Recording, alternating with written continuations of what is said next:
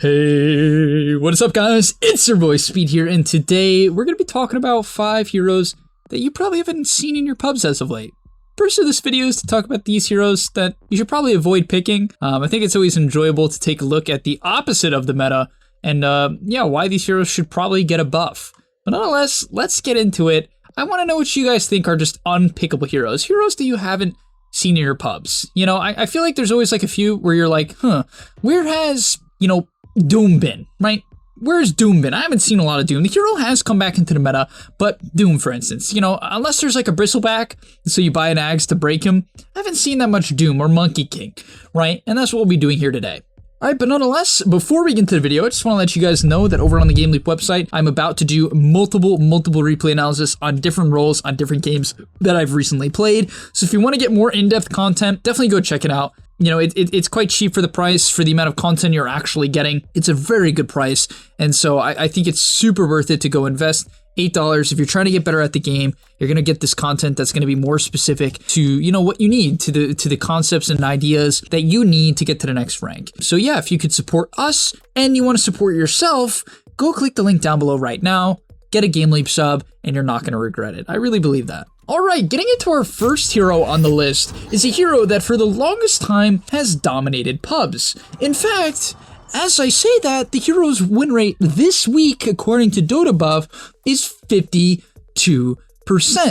So you might be saying, Speed, why should I probably not pick this hero? Why have I not seen this hero? Well, I will say that some of what I'm doing is based on my own games, right? Obviously, I have my own biases, and Klinks is definitely one of the heroes that is biased by my own games, because in MMR games, you definitely don't see a lot of Klinks. Reason being is if the hero gets jumped, it dies pretty easily. It just kind of gets bursted. It's pretty easy to track the ganks of Klinks to some extent with a ward and a sentry, and so you're not seeing a lot of Klinks in the meta. I will say though that in your average pub, average to low MMR pub, Klinks is pretty good as a mid laner. It's kind of like Ricky, where you get a lot of levels, you're a pretty strong laner, and then you hit a ridiculous power spike around the 10 to 15 minute mark, right? Especially if you get off a nice death pact onto a centaur or a hellbear smasher, you can often just 6-shot carries and supports, and you can really snowball off of this. It's pretty insane. However, I do believe that the hero needs a bit of a buff in one of two places. Number one, either survivability. I don't know how they're going to do that, and I don't think that's the purpose of Klinks. I don't think the idea of Klinks is to become some absolute raid boss who can't die. Klinks is more like a Lina, or as I said, a Ricky, where you're more of an assassin, right? You're trying to blow people up, kill them very quickly, and then run away. Not really man up, you're not a Sven or, some sort of Terrorblade. And so what I think Valve needs to do is they need to consider just giving this hero a bit of a damage buff. Do I think that's going to happen? I don't think it's going to happen. I don't think they're going to buff the ultimate or anything like that. Because they actually did, to be fair, buff the ulti, and then people were buying Helm Dom and eating the creeps, and it was actually really strong for a short period of time. There's a period of time where Klinks was considered to be broken, even by high MMR players, and so this hero is definitely not irrelevant. I just haven't seen a lot. But yeah, tell me if you guys haven't seen Klinks at all. Next up, we have Chen. I'll keep it real with you. I honestly think if you're going to consider picking Chen, you should just pick Enchantress. And yes, the heroes are different, right? Chen and Enchantress, as many similarities as they have. For instance, they both have a heal, they both have the ability to take over creeps, they both have a Q that amps damage in some fashion. Is definitely different. Penitence is obviously not the same as impetus, even though they actually are kind of similar words. They're different, but I don't know, I just think Ench is so much better. For the main reason being that Ench at level 1 is a much better laner than Chen. While Chen does provide HP regen, that HP regen has gotten shot to the ground 18 times. It's pretty brutal how hard Chen's heal has actually gotten nerfed, the Divine Favor. And Enchantress, she can take over a large creep, right? Or, let's say the camp gets blocked, which it doesn't in 90% of games, right? Even if it does get blocked, you still can just take impetus. So if you think your opponents are competent enough to the point where they'll block the large camp, then take impetus and just throw it at the offlaner in position 4 on a 6-second cooldown. I even took heal recently. It was like a few weeks ago. I played Ench. I took heal and I just completely outtraded the enemy. Every single one of Ench's spells early into the game is nuts, and that's the concept behind the hero. It's ridiculously good. Maybe one of the strongest, if not the strongest early game hero in Dota. Untouchable's nuts at level 1. Your heal's nuts at level 1. Enchant is nuts at level 1. It's a slow and a creep takeover. Impetus is crazy at level 1. And so you can kind of get what I'm saying. Chen has been completely replaced by Enchantress, right? Chen can't even take over a big creep at level 1. It's kind of sad. It's kind of sad. Remember the old days? Remember the old days, guys? Chen? So much different. That hero is pretty broken, though, sometimes. And Chen has had his, had his time in the spotlight, so I don't feel too bad about not seeing him right now, but I do expect him to get buffed next patch. Next up on the list is Weaver. Really, Weaver, I don't know. I feel like he kind of got slaughtered.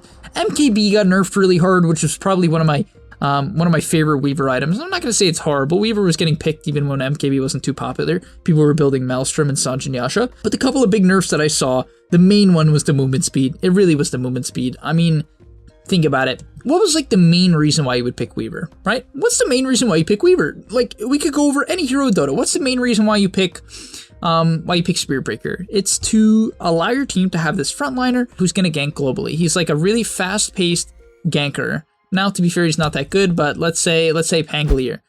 Really mobile, you want a hero that can split push and a hero that can team fight, right? That's why you'd pick Pangolier. He's really good at team fighting, really good at split pushing, and he's extremely good at about disengaging from certain heroes, right? Because he has so much mobility.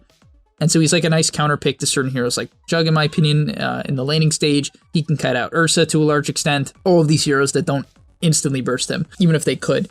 But getting back to the point, I don't really feel like Weaver has much of a place in the game or a great place in the game ever since they've removed the movement speed limit. So for a while, what people were doing, even if they didn't pick Weaver with IO, but when they did pick Weaver with IO, they just run around with like 700 movement speed. It was pretty stupid, really. And then IO would amp his spell amp, give him sustain, which Weaver lacked, and yeah, people would just kind of like run over teams with this. And it was actually quite powerful. I thought the combo was extremely legit. But now the hero sits at about a 48% win rate, which is not terrible. As you'll see, I always like to, I really do like to say in these videos that almost everything is playable. You know, I'm going to repeat that point for the last hero in the video as well. I'm going to literally repeat the same exact thing because the example is just so profound. But yeah, Weaver lost his movement speed cap. I think that's like the main reason why the hero's good. And yeah. There's that. Next up is Tinker. He just soaks so much space. I don't know, man. It's not even like once again, this is not the point I'm making. He's fine. I just played a game with a Tinker. The guy popped off. He played extremely well. And so if you're good at Tinker, yeah, you can make Tinker work. If you're not a Tinker spammer, he's just not one of those heroes. He's not at the place right now where like your average player can just pick Tinker and pop off. He's not there right now. He's just not. Most mid laners, from what I've seen at the moment, are like your Storms and your Pucks, your Vipers, heroes that are going to have a good start and take over the early game, and the heroes that also sustain really well. Because like these high-paced gankers right now, I mean, Bottle is just so good on them. 2 water runes. All right, they secure the runes easily, like Pucks, your Quaps, your Embers, Void Spirits. All right, they secure runes well. They can take over the map with the constant bounty runes, the constant water runes, and yeah, like Tinker, I mean, Bottle's good on him as well. He's just slow until he gets, Blink. Even bots, he's still kind of slow. He just takes up so much space, and with like the relatively greedy meta that we see from carries, I mean, we're definitely seeing like what are the top carries, right, guys? Like Luna, Medusa, even Bristleback. PL is, he's okay. Void even to some extent, less so Void. You definitely see high tempo carries. It's not that that's out of the picture. You see some Lifestealer. You definitely see some, some Razor, a little bit of Razor, a little bit of Lifestealer, some Jug, heroes that don't have to soak up all the space, and those heroes are much better with Tinker, and so that's another thing to think about. Like, sometimes when I'm making these videos, I do think I should maybe elaborate a little bit more on like why and when you should pick the hero, and I will make videos like that. So yeah, subscribe. But with Tinker, I really do believe if you pick him, you need to make sure your safe laner either A, has a good matchup, or B, is not greedy, right? Because you can get away with multiple greedy heroes. Like when I won my Tinker game, I was an offlane Night Stalker, pretty greedy, with a Luna, very greedy. And yeah, there's that. But the Luna, it was my friend actually, Dublood. He maxed Beam. Whether or not I think this is good, I don't know. It's probably bad, but the reality is, for the game, it was okay. He was playing like Brawler Luna, he's a Brawler type of player. He just likes to fight all the time. And honestly, considering we had a Tinker and a Night Stalker, maybe it's okay. Maybe it's so, you can kind of adapt. Even if you're playing like Troll Warlord, just don't don't go Battle Fury. And last and finally on the list is Medusa. Medusa right now is not being picked at all. This hero is basically completely unplayable. It doesn't farm very fast. It doesn't have any major timings. It doesn't roast really well. It doesn't lane very well. It doesn't really do anything very well. So I definitely would recommend, if you want to lose a lot of MMR, to start picking Medusa. And yes, that was extremely serious. I meant everything I just said. And the final hero on the list is Nature's Prophet. I know. In a recent video, I even said that this hero has the potential to be broken. And that I stand by. The key word there is potential. You have to be extremely good to play this hero. Its skill set, the skill set to play it, and I guess it might sound like I'm tooting my own horn considering this is my most played hero, but no, I really do just mean this stuff completely regardless of what my personal experience is with Prophet. The thing is, the hero, it's not even that dominant of a laner anymore, especially if you're not good at microing treants. It's not a dominant laner, it's just okay. TP got nerfed. Wrath of Nature is still a spell you have to know how to use and when to use, otherwise you're going to give up wards, you're going to push in lanes that your carry wanted to farm. So there's very easy ways to grief with this spell. Sprout is just, I mean, it feels like in the old days, it was really funny. In the old days, like when I first started playing Prophet, you'd Sprout someone, and it was a guaranteed 6-second stun against most players, you know? But I was low MMR back then, people knew less, and so, yeah, they would just get stuck in Sprout. Now, everyone kind of knows to buy Quelling and Tangos against Prophet, and even Phase Boots when he gets to Shard. And so, it's kind of meh, just, it's really tough in that regard, and yeah, your hero just doesn't inherently kill people, like needs items, and a lot of them. And so if you're not good at getting items and split pushing, which, my god, it's like the main thing I teach on YouTube, you know? The hero struggles, and its win rate is, yeah, the lowest of this week.